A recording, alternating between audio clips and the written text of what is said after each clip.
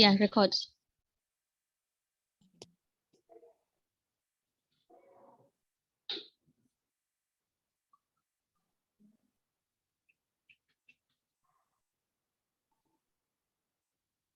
There's a poll question, so you can answer the questions that is up on the polls. Okay. You'll prompt it? It's there already.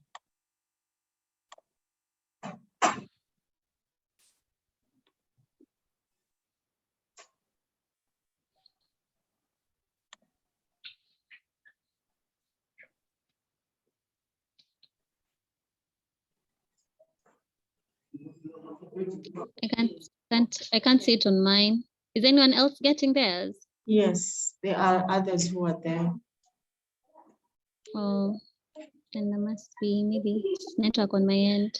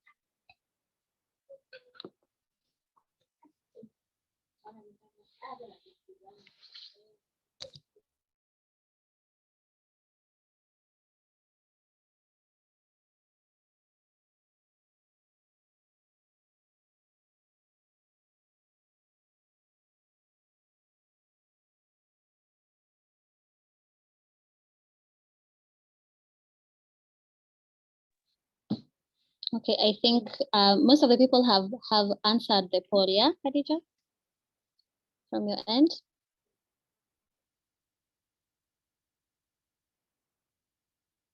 Yes, let me share the results and Okay. let me end the poll. Okay. Yeah, let me share results. And if you could choose any one subject to study, most of the participants said reading and language. That's the majority at 67%. Next up for karaoke, what songs do you pick? Highest, I think soul and R&B. Which historical figure would you want to meet? Bible character and political character was the most, as well as a famous musician or artist. Superpower, what would it be? Mind reading and being invisible and strength. So there, that's the polls. Okay, thank you so much. So we're going to start. So welcome everyone and thank you for joining us on this exciting journey. We're very excited to have you with us. And my name is Beatrice Wangari. I'm your host this evening. I am the director, team lead, and founder of LAL's Homeschooling Center, which is a virtual learning centered on inclusivity in education tech and early childhood. And a little bit about Kurasa. It's an innovative Kenyan-based edtech solution that's supporting teachers and schools to better execute CBC implementation. And currently, Kurasa is used by 250 plus teachers across 100 plus classrooms and by over 1,000 parents. So this is our 6th podcast, and today we are going to talk about student agency, also known as student-centered learning, and how it engages students in their own learning process and integrates their interests and skills into it. And our professional for today is Khadija Ali, who is, let me just allow her to give us her introductions, and we'll hear more about her project, an organization called Fanikisha Elimu. And just before she starts, just a little housekeeping, make sure your mics are on mute. And if you have a question, please use the chat filter. The chat feature, to submit your question, and you can submit questions at any point throughout the webinar, and then we will discuss them at the end during the question and answer session, which comes at the end. So without further ado, Khadija, the floor is yours. Thank you, Beatrice. My name is Khadija Ali, and I'm a teacher, early childhood teacher and facilitator. I teach at the Aga Khan Academy Junior School, and I'm also the founder of Fanikisha Elimu. Today it's exciting because I'm on the other side. I'm always used to being the host, so today I am a presenter. So let's see how it goes. Yeah. So Khadija, tell us a bit about Fanikisha Elimu, how it came about, what it's about, and maybe you can share some of the projects you have or are planning on doing. Just tell us all about Fanikisha. Oh, okay. So Fanikisha Elimu is a non-profit organization that aims to advance equity, excellence in early years education, 0 to 6 years. You will have to allow the others, you will have to admit the people who are you, do you have access to that, Beatrice?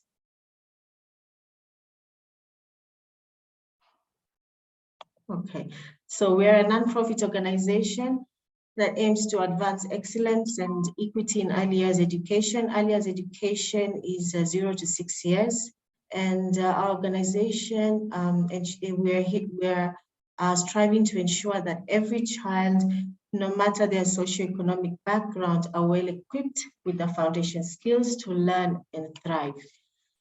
Why Fanikisha Elimu, and why did I start Fanikisha Elimu? Before I started Fanikisha Elimu, I've always been a teacher for many years. I've worked in Saudi Arabia, and I have Ms Hadin. She's from Saudi. We work together in Saudi Arabia. She's here with us today also, and I've worked in Dubai as an early years teacher, and now I'm at the Aga Khan Academy. Before I started Fanikisha Elimu, I got a platform. This platform is the Metis Fellowship Program. Metis provided this platform for me, where many of us, even Ms Beatrice, selected to reimagine education in Kenya and transform learning. My bold question for my fellowship program was, what if ECD teachers were empowered to support learners? Our fellowship program basically works on reimagining education and transforming learning. And I thought of, how can I reimagine education? How can I transform learning in the ECD sector? And because I have a vast experience and knowledge in student-centered learning, which isn't much going on in Kenya, and I said, okay, then this is what I'm going to do. I'm going to transform learning and reimagine education in Kenya through student agency, or what you call student-centered learning. It's the new catch phrase with schools going on. It's a 21st century skill. So I thought, well, this will work perfectly well to empower teachers by training them in student agency, which is basically CBC, competency-based curriculum, which is the new curriculum that Kenya has introduced in the school. Until I went into the field, visited some few schools in Kibera, in Dipsy slums, in Kibera slums and Dipsy slums, and saw how things were different. Through the visits in these public schools and community schools, I mostly base only in the early years. So if I'm going to a primary school, then I'm taken to the ECD or the early years center. This made me realize that when I saw so many challenges in these schools, and this made me realize that not only do the teachers need training, because this was my bold question, what if ECD teachers were empowered to support learners? So I'm going to empower teachers by training them in student-centered learning so that they can support their students. So, but this made me realize that not only do the teachers need training, but also the learners need support. It's a two-way traffic. You can't just do teachers and the learners. So you have to do both teachers and the learners. That's when I decided to start Fanikisha Elimu, to improve both access to quality early childhood education and provide a meaningful education to the children. What I also saw was that there was no equity in education. And we all know that children are the future, and the society we need depends highly on the care and education we give to our young children. Yet so many children here in Kenya, or let's say here in Nairobi, in Kenya actually, yes, face different challenges every day to get access to a quality education. Fanikisha Elimu we would like to create a Kenya where children are given the opportunity to get a better life for themselves and their families through education. We are inquisitive, and therefore we are constantly seeking solutions to early years education matters. It's a small, it's just a startup. Our organization is just startup, but we've done a few projects, and within those projects, we're seeking solutions to those matters and the problems in early years. We are also generating evidence to inform the improvement of learning and training outcomes through questionnaires, through surveys and observations. So these are the three that we've started, and interviews. We've interviewed teachers, we've interviewed learners, and we've interviewed parents. So to be able to get more in-depth information on how we can transform the learning, how we can empower teachers, how we can support learners, we are trying to generate this evidence to improve the learning when we are visiting the schools. We are also striving to empower teachers by conducting training workshops. I have done a few training workshops in student agency, which is student-centered learning. However, these student agency workshops have only been doing in private schools because they are more resourceful, they are resourced. In the other public schools and community schools, I've done play-based learning, early literacy, and I support the earlier students in the classroom and the schools in the marginalized communities.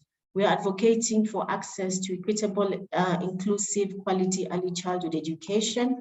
Inclusive, we'll dive deeper into inclusive education or inclusive learning later on.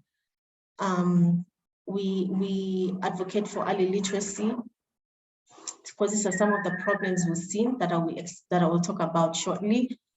Play-based learning and student-centered learning, and transforming instruction in the earliest classroom to boost student engagement and creativity. I've also seen that there's not much of instructions that are boosting the students' engagement and creativity. And then that's why I asked myself, and we all keep asking ourselves, are our children learning or not? We believe that quality early childhood education is the foundation of a child's journey. Every stage of education that follows relies on its success. We are trying to collaborate with others, individuals like Ms Beatrice, Kurasa.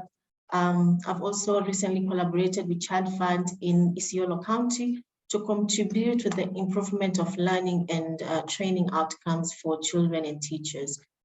Our mission is to lead, to empower, support, and provide high quality early years education that builds a foundation for lifelong learning. And our vision is to be a leader in early childhood education, to ensure that every child has the opportunity to receive quality education and to further the professional development of the teachers. Like I said earlier, it has to be both ways, two-way traffic. You have to support the learners and you have to empower the teachers, so both. Some of the problems, there are so many challenges that I saw when I visited these schools. But in Fanikisha, we can't look at all, we can't work on all the challenges that we've seen, like teacher to child ratio. One teacher, 97 learners in the classroom. Too much schooling, less learning. So there's some problems some challenges that we have seen, and we're looking into that so that we can figure out how and work on how we can transform and make the early years education more equitable. So education in Kenya has witnessed much transformation over the last decade. We even have a new Kenyan system. We have a new system, CBC, competency-based curriculum, which is the same as student-centered learning. But still, many challenges persist. And some of these challenges that we are going to address and we are addressing at Fanikisha Elimu is one, ECD teachers, they lack ongoing and updated knowledge and skills to support learners. We all know that qualified teachers are an important component of education, not only early childhood, but all primary, high school, whose outcome results to improved learning of the children. And training workshops have not been put in front, especially with implementing the new curriculum, competency-based curriculum. I'm talking about competence-based curriculum because I'm working in schools that are using the national curriculum. And during my interviews with them, during the interviews, it wouldn't be surprising if you saying we have noticed that they do not have training workshops. So they're not prioritizing training for ECD teachers in various capacities to enhance their performance. Teachers thereafter require in-service trainings trainings through workshops, through seminars, which has not been done to help improve the performance of the teachers. And when I'm talking about teachers, I'm talking about the early years teachers, because that's what I'm working on. Hence this poor implementation of the new CBC curriculum and the teaching and learning. What I have done that I felt that has been impactful is I go to the schools and I demonstrate a lesson with the students, and the teacher sits and watches and takes notes. And after that, I do a small training workshop for them, so that they can have both in-depth information or on the demonstration of the class and also the training. Also, this is how it's working, because most of the schools that I go to do not have access to so many resources, and this is the only way I am able to train the teachers. In other private schools that I've been to, they are well resourced, and we do have a session where I stand in front of many teachers and I train them for some hours, half day, and they get that information. Another problem that we are also looking at and we are working on to improve and see progress is the low literacy and numeracy level of learners. That's why we kept asking ourselves, there's too much, students are spending a lot of hours in school, but are our children learning? I've been to schools where students at a certain age still don't know how to count, don't know numbers, don't know colors, and the literacy level and numeracy level of these learners are very low. So much more effort is needed to make early childhood development education work for all children, because we all know that it is the beginning. Early learning is the beginning of literacy and numeracy for children, as it is the foundation on which the education is based on. But due to the inequitable access to learning opportunities and resources, children from poor households, have fallen further behind in learning. Lack of adequate and teaching and learning resources. Most of the schools that I've gone to do not have enough resources. Some of the schools only have chalk as their main resource. So teaching and learning resources do play a significant role in the learning process of students. And if resource materials are used wisely and available, they make remarkable enhancement of lesson impact. Availability of a wide variety of resources for instructions should be available so that it can stimulate the interest and actively engage learners in their learning. The lack of resources in these early childhood or ECD schools is extremely low to the students learning and the teachers instructing a class. And we know that a majority of students learn better by being hands-on in classrooms. Infrastructure requirements is another challenge.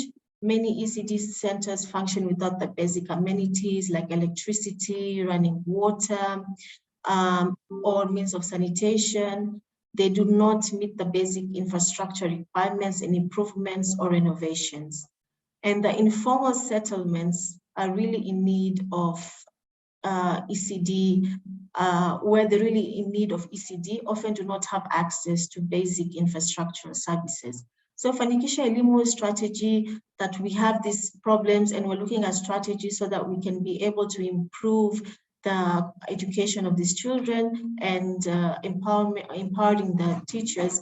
We seek to address these contexts by collaborating with others to improve learning and training in ECD in order to equip every child with the foundation skills to learn and thrive. Some projects that we have done, one project that we are doing is we're founding a small library in one of the ECD schools. I've been asked why that ECD school is because I saw potential in that school. I saw that the teachers had potential because they had already established a literacy program, a maths program, but they lack storybooks. They lack a reading program, which is the same as and the need to have storybooks. And that's one of our big projects. The others have been to Isiolo, and I've worked with 3 schools. I have assessed 3 schools in Isiolo, which I'll be working with for the next few months or year to see how we can improve the learning in those ECD centers, in those schools.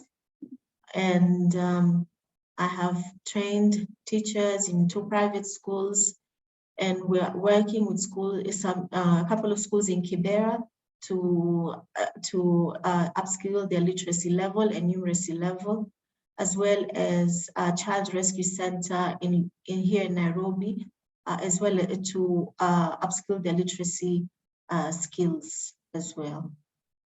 Yeah, that's all about Fanikisha Elimu. Thank you so much, Khadija. We've gotten a healthy dose of information from about what Fanikisha is. You've mentioned your projects, your impact, your challenges, what you have noticed, and you've also given us a background on what student agency is. So something I'd really like to accentuate that you mentioned about talking to the teachers and the parents. I remember because we met through Metis. I remember we were through what Metis really advocates for is speaking to our consumers and getting, because you might think you have found a solution for a problem that is not necessarily benefiting your consumers. So I think it's very important in whatever organization or innovation you have to speak to whoever is mostly affected by your innovation. So thank you so much for that. And also something else that you mentioned that we collaborated on, which was storytelling as a way of learning. So many students have no access to textbooks or and learning materials. Like you said, you find classrooms as big as 96 children and only maybe 3 or 4 textbooks. And it's very important that if you're in a position to make an impact in education, because that's the only way these learners are able to help themselves through the information they get, the empowerment and the knowledge they get from learning, that they are able to help themselves and then eventually help their fellow students as well, from who come from the same areas. So I feel like it's very important what you do, student agency. And we've had a few people join as you were explaining. So just to remind them what student agency is, maybe you can prepare the slide and the pictures that you had prepared to show, and maybe explain a little bit about what it is you're doing in that picture. And yeah, just give them a visual aid of what student agency is. Right. Yeah. I'm going to show what student agency is, and then we'll do the pictures in a bit. So Student agency, it's an emerging catchphrase in schools now. What is student agency? But it's not a brand new phrase. It's also called student-centered learning. And agency emphasizes students having voice, choice, and ownership for their own learning. Our curriculum, the IB curriculum, is very big on student-centered learning, and everything that we do in our classes, in our learning, in our exploring, is student-based, is student-centered based. So student agency or student-centered learning differs from the traditional classroom that most of us went through, where when we were students, we sit quietly and attentively in our seats while the teacher pours vast amounts of wisdom and knowledge into our brains. So probably the teacher spent the night writing a script on what he or she is going to talk about tomorrow. So that's how it is. So that's the traditional based teaching classroom. But what exactly is a student-centered classroom? In short, a student-centered classroom or student-centered learning environment is one where the focus of instruction is shifted from the teacher to the student, with the end goal of developing students who are autonomous and independent by placing the responsibility of learning in the hands of the students. The teacher is still there, but the teacher is a facilitator. And also the teacher is the one who provides the environment for the children to flourish in the classroom. Many proponents of student-centered learning would argue that it's one of the most effective ways to help students develop the skills required for being independent, problem solvers, and lifelong learners. And yes, many schools nowadays, even CBC, the Kenyan system, has values and skills that are in the curriculum for the students to be able to demonstrate and have these values and skills for them to thrive in their careers in the next 20, 30 years. Skills such as research skills. How are they demonstrating research skills? How are they demonstrating critical thinking skills? How are they demonstrating self-management skills, values? I know the CBC has values like peace, love, integrity. The IB curriculum, we don't call them values, we call them learner profiles. And these learner profile attributes include being open-minded, being courageous or risk takers, being communicators and thinkers. And in our lessons, we always try and incorporate one skill, one value, or one learner profile into our lesson. If we are looking into importance of plants, so let's say we're looking at research skill, how are the students going to demonstrate research skills so that they can find out more about plants, compared to the teacher center, where the teacher will stand in front of the students, write on the board importance of plants, and then write plants are important for blah, blah, blah, and then talks about those, and then the students copy.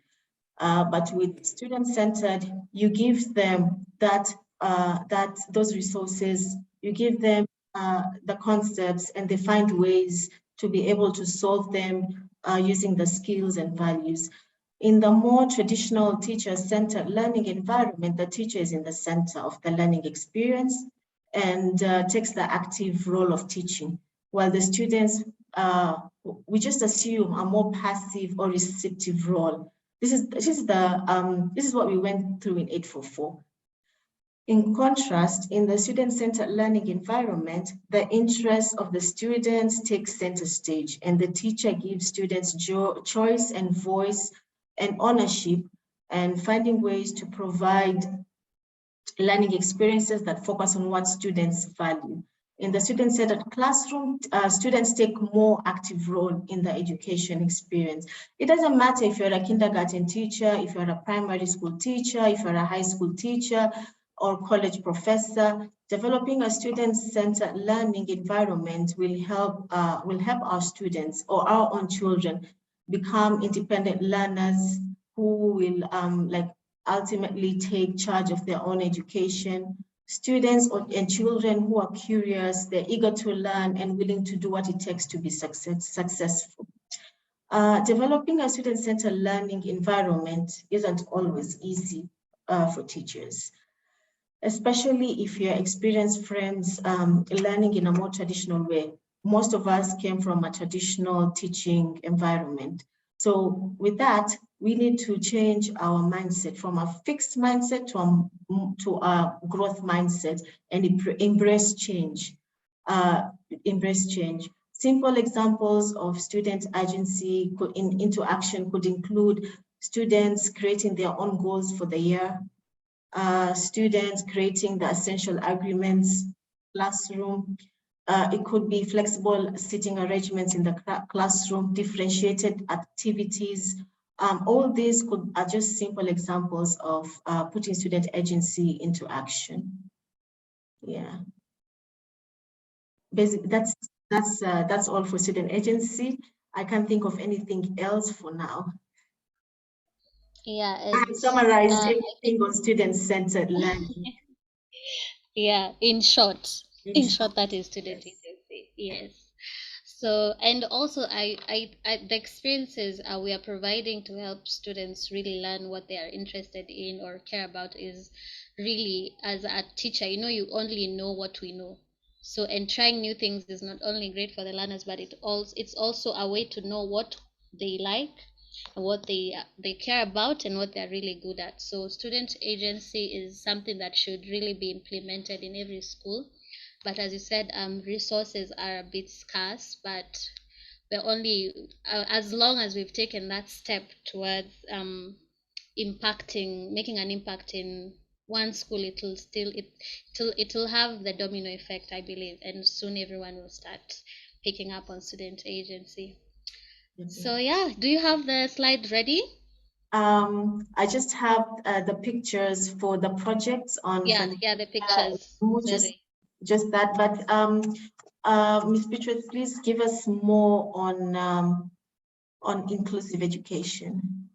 The inclusive education is then much going on around, especially in the public schools, in the community schools, because they don't have much resources. SNE, special needs education, is evident in most of the classrooms, but the teachers still are not able to find ways to help the child because they're not resourced, and she's the only teacher or he's the only teacher in the classroom with 97 teachers. When you talk about resources, and when I mentioned resources, not only storybooks are a resource that schools need. Exercise books and stationery, most schools don't have that I've been to. I've been to a class where of 97 students and one teacher, and only 10 students had exercise books, and others will just sit and stare while the others were doing their work. Yeah. So implementing inclusive education in such a setting would be a bit of a challenge, and maybe you could elaborate more on what inclusive education is so that the participants may have a brief background on that. So inclusive education is basically including children who are disadvantaged because of one thing or another. It could be a physical disability, or it could be because they come from a different background. So inclusive education is being inclusive of all those diversities and embracing them in one environment. For example, like she mentioned, there are 96 children in one classroom. Yeah, so you find that it's very difficult, even as a teacher, to pay attention to each and every one of the students. So once again, resources are scarce, teachers are limited, and most of these teachers are not trained to be able to pick up learning disabilities like dyslexia, dyspraxia, sleeper disabilities that are usually very difficult to pick up because they're not physical. Autism as well. So when we talk about inclusive education, we are also talking about speaking to the teachers, because learners spend most of the time with us as teachers. They spend 8 to 5 p.m. from 8 a.m. to 5 p.m. they're with us. So if we don't pick up on this issues that are affecting them, we might be placing a child wrongly in a wrong group, you might be neglecting this child. They could be having even language deprivation because some of them are not even comfortable in speaking. Some of them will fall behind, and what you have is, I was recently reading a statistic like 0.8% of the world's undergraduates and postgraduates who are in tech, in technology, in ICT, are only 0.8% out of the 100% of the graduates and postgraduates are have one disability or the other. So you see they're not included in those jobs. Like when we had Catherine Wanjiko from Deaf Inclusion, she Right. mentioned the reason why children who have hearing hearing disabilities or are deaf or have hard of hearing are not able to join university because they don't know Swahili, and Swahili is one of the major subjects that you have to take to join any university in Kenya. So you see, inclusion is a very important aspect in educating and also empowering learners who are abled differently. So I also believe that student agency may allow for visibility of diverse students and also provide for the inclusion of their epistemic stances. So it can also lead to flexible and inclusive curriculum content. Right now, it's a bit difficult for learners, for deaf or hard of hearing patients to, I mean, students, sorry, to have a curriculum. There's the signed English they use, and there's the KSL. So there are those nitty gritties that need to be addressed by our education system. And like we are trying to reimagine education, we also need to keep them in mind and include them, hence the inclusion aspect of inclusion in ed tech, in education, just basically including them and giving them the same opportunities we give every other learner. So yeah, I think that's it on inclusion, unless I've left anything out, Khadija. No, that's all. We talked about language. Even the fact that the schools that you and I have visited and I have visited, the students don't speak English. So when we are there, we have to speak in English and then do a translation in Kiswahili, or even when we are doing instruction, when we are teaching them and supporting them or reading to them, we have to do the English part and the Swahili part. And that's where we come in as educators to see how we can bridge that gap, see what could work for them to also know, understand, and read and talk and speak in English, because we do know that even student-centered learning promotes mother language, the mother tongue, not only the host country's language, but the mother language. But this also means that you're promoting mother language, but at the same time, you have to address that English is also important. So how are we going to bridge that gap? So this is also something that we are still trying to find to see how we can work. We're still trying to assess and see the evidence and then work from there. Yeah. Yeah, and also just to add on that, I think that most people have the perception that if you're speaking maybe mother tongue or speaking Swahili, that it's not socially acceptable in an education setting, which also the because with learning you have to have a language as long as you're getting that information. So the language that we use to teach in Kenya is English. So it's imperative that we also promote language literacy, not just any other aspect of languages, because you can use Swahili, you can use your mother tongue, but during the exam they'll have to do it in English. Right. Yeah, so it's very important. And also the schools that we visited, we noticed that some of the kids don't even, like, at the level where they're way far behind because of lack of resources. Not just teachers, even their teachers are overwhelmed, because you find a huge class, only one teacher, and the teacher maybe is not even as equipped to handle such a huge number of students. So student agency allows for children to be very active in their learning process. Right. And that encourages them to be very curious, to pick out, it's easy for a student to ask you what this is, than you standing there and telling them what this is. They'll remember it more if they're the ones coming to you. Right. So it's very, very imperative to do so.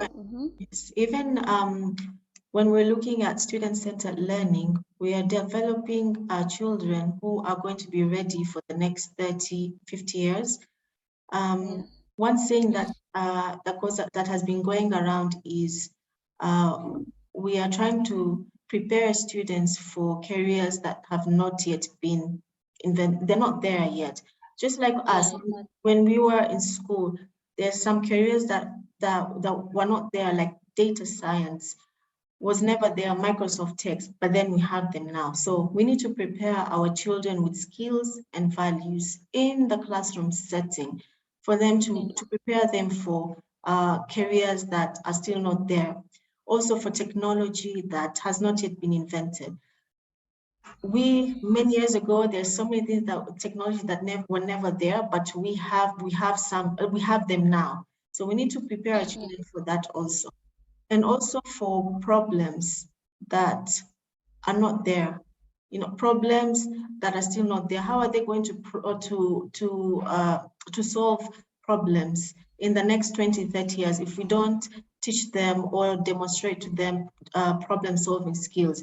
We never had climate resilience when we were going to school. We never had a lot of things going on about mental health awareness. So all these problems were never there before, but we have them now. So we need to prepare our students, our children with values and skills and giving them the voice, choice, and ownership for them to thrive in the next 30, 50 years.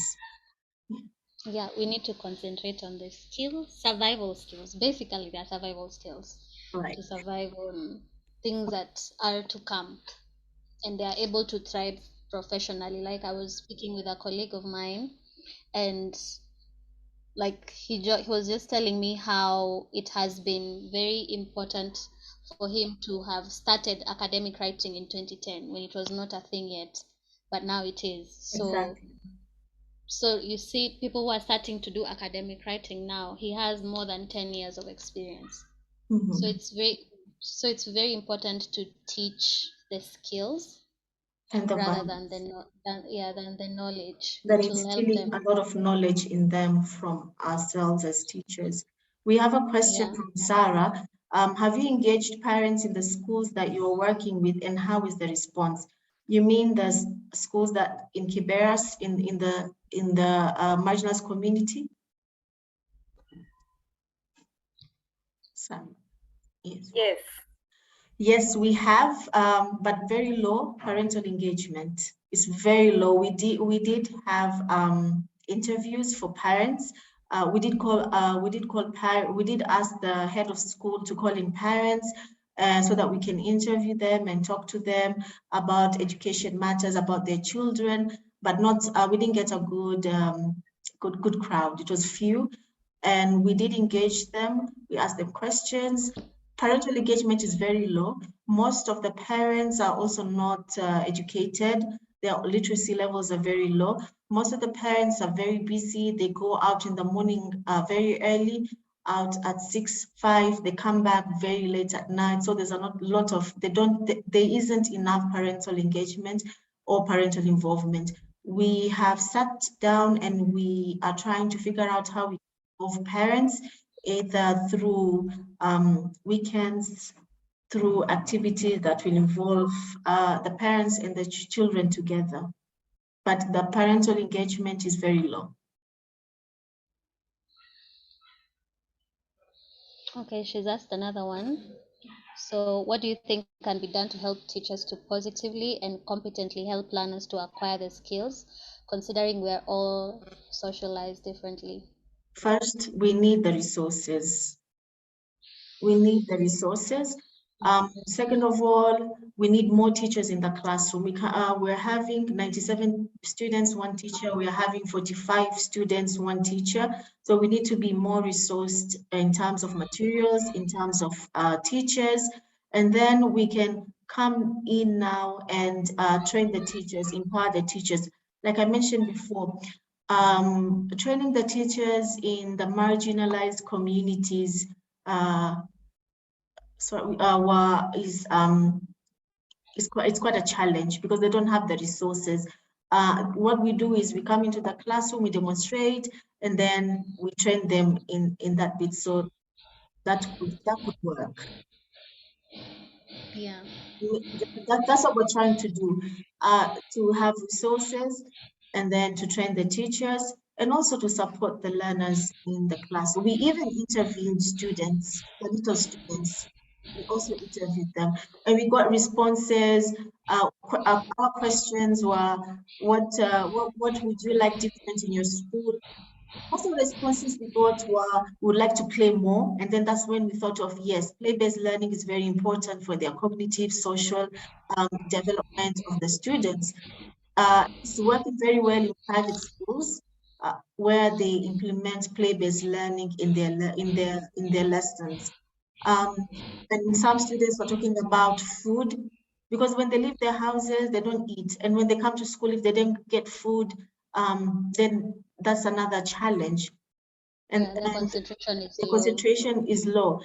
Another challenge we also saw, because Ms Beatrice does the older students, I do the younger students, and there's a grade or an age level, a grade 4. When you reach a certain grade 2, grade 3, that's where students are learning. Should be reading to learn. So at that age, grade 3 or 4, most of the students we have seen are not able to read or write sentences, simple sentences, compared to what they're supposed to be at their age. So the literacy level is very low. So we will need resources. We will need more teachers in the schools. We will need the training workshops for the teachers to empower them. Training workshops doesn't mean just we train them for this month and then we just leave it. So they need to also have refresher courses. We ask the teachers. We have interviewed teachers who have never been to a training workshop, have never, since they started teaching, have never been to a training workshop. So and things are always evolving. Like for example, the CBC curriculum was implemented, and most teachers did not get training on how the CBC should be handled, because it's different from the 844. You find that teachers still using the CBC textbooks, the CBC materials, but using the same teaching techniques as 844. So it's not going to be effective. The instruction is the same as 844. Yeah, so they're instructing the same, but the curriculum says it's different. So you have to also relearn and learn, and also continuously checking what's evolving, what's new, because we cannot use the same methods and expect different results. We have Isaac who says we need more teachers in the classroom. Isaac, maybe you would like to elaborate? Yeah, we maybe need you have more experience teachers. with that. Yes. I've had an experience, especially the special needs kids.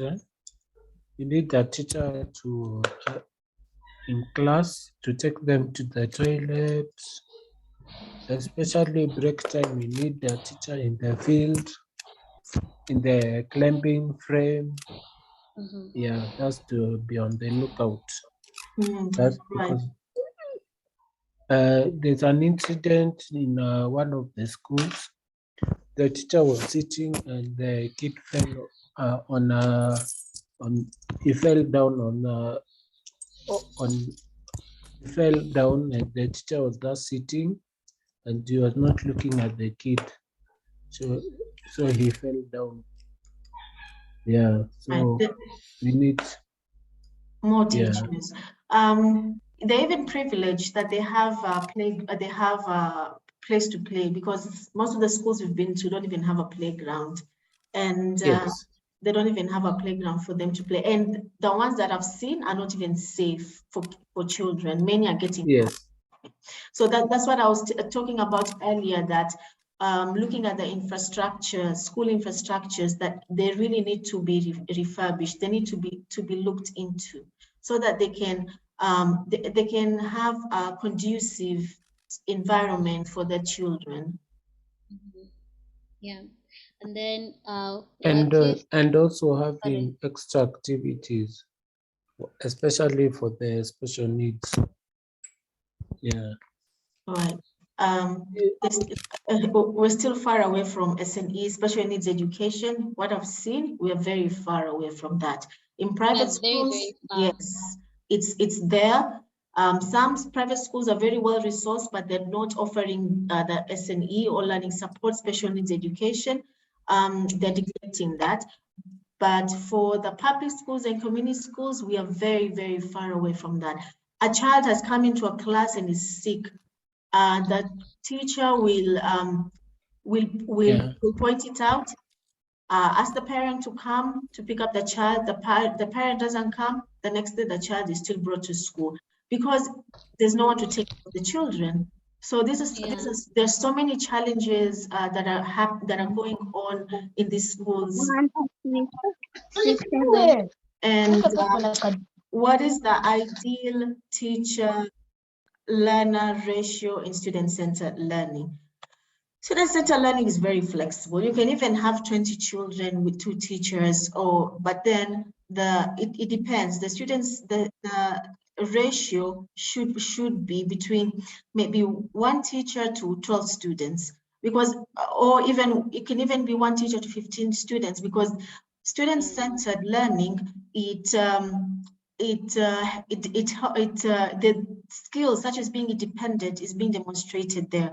So even if you give tasks to students, give tasks to 15 students, but then the tasks are differentiated. Differentiation is also another session to itself. So when you're differentiating, then you are able to allocate tasks to students according to their needs and abilities. So a teacher can work with 1 teacher can work with 12 students or 15 in different groups, but you'll find that 2 groups are independent and they can work alone, while other group need more support. So it just depends. It's quite flexible.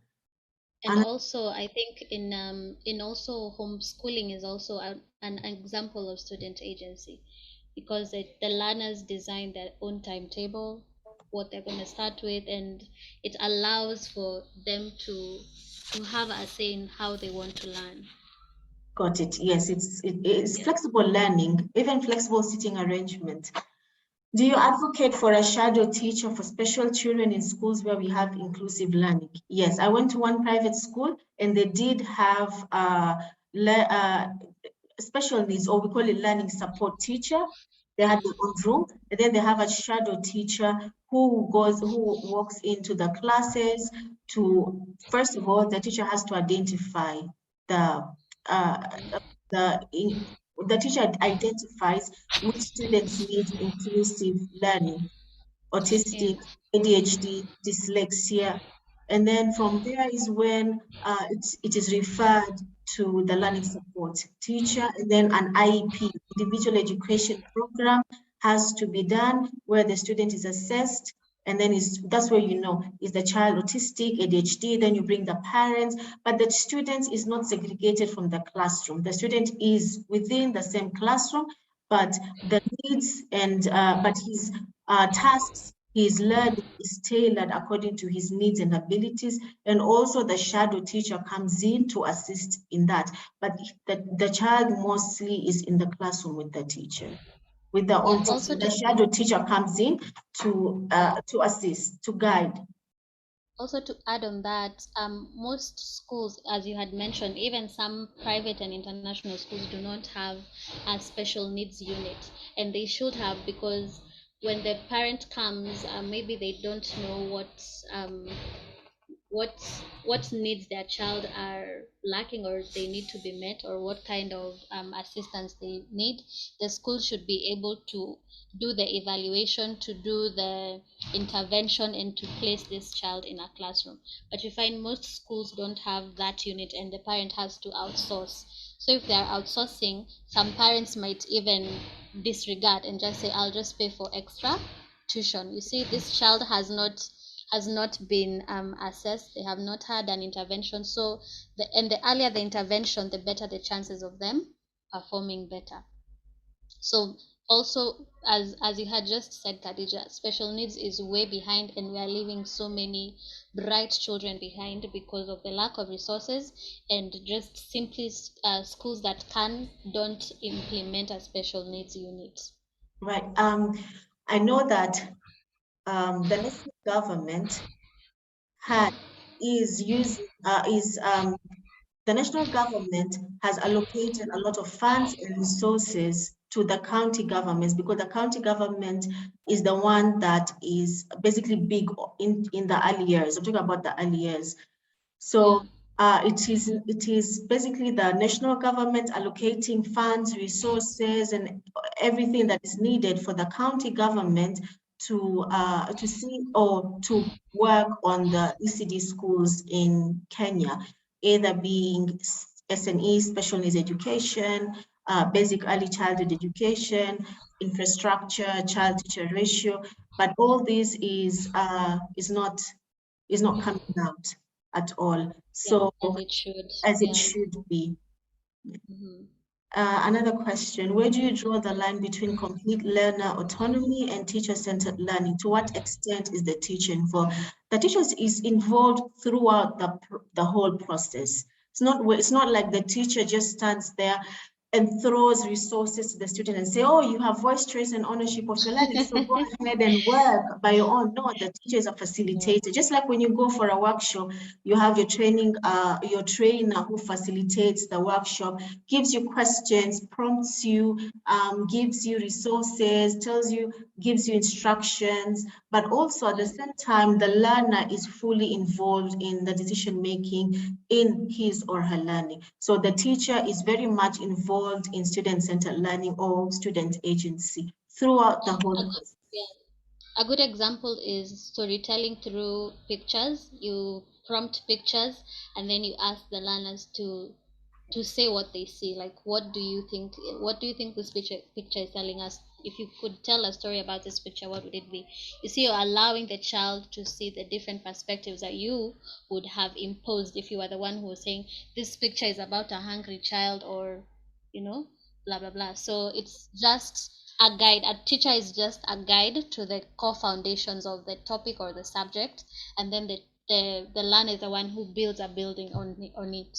Exactly. I think that best explains student agency. Yes, I hope that was captured well, Mr. Whiteleaf. I don't think we have any other questions. Yeah, and we are at 7 p.m. So that means we are at the end of our session.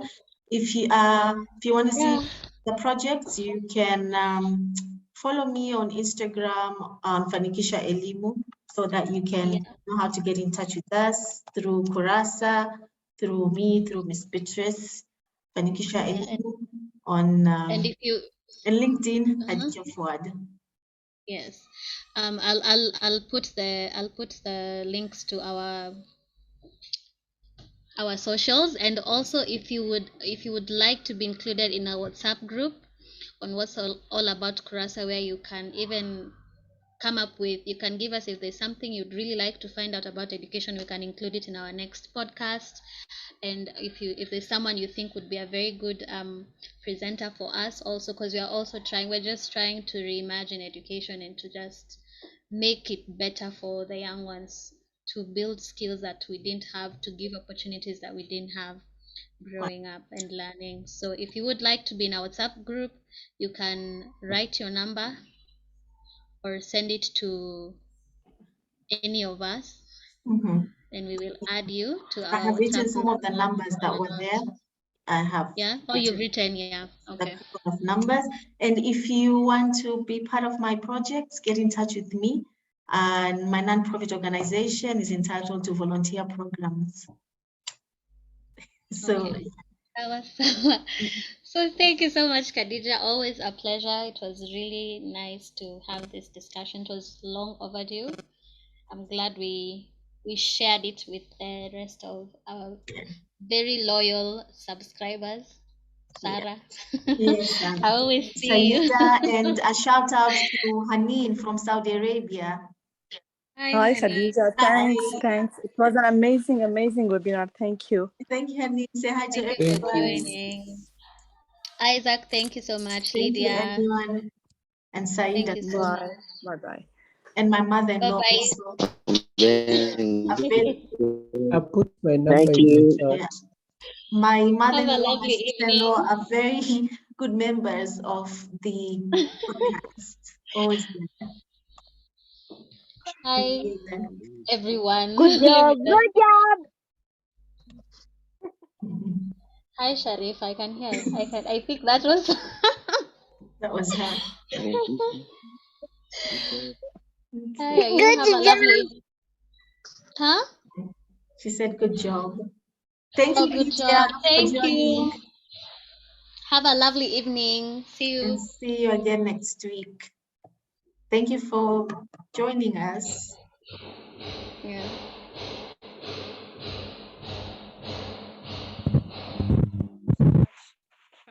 Thank you, Lydia.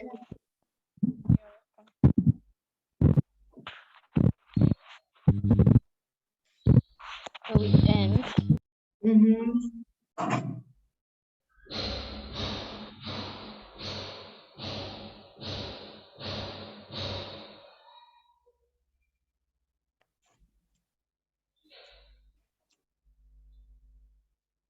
You're the host. Yes, I was the host. Oh, so you can end, Amma. And share the recording. Yes, it will be on YouTube also. Ah, nice. But send it to me via Nini Gmail so that I can download it. I don't think I can download it from YouTube. Sina your app. Nini, that app that allows you to download videos from YouTube. Okay, definitely. Hi. Okay. Okay, Bye. have a nice evening. Bye. You too.